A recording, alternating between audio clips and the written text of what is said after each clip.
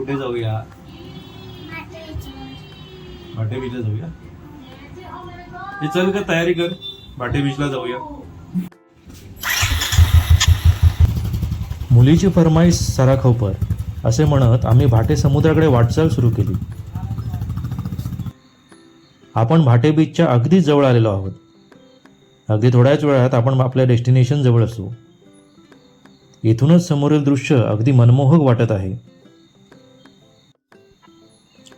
माझी सासूरवाडी भाटे गावातच असल्यामुळे मुलीच्या अट्टापायी 5व्या मिनिटालाच मी इथे पोहोचलो.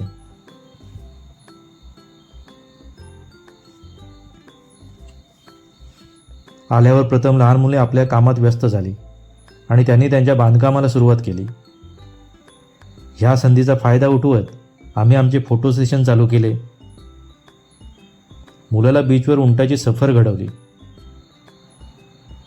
आणि त्यानंतर थोडा बीच क्रिकेटचा आनंद घेतला. आमचा छोटा तेंडुलकर सिक्सरवर सिक्सर मारत होता.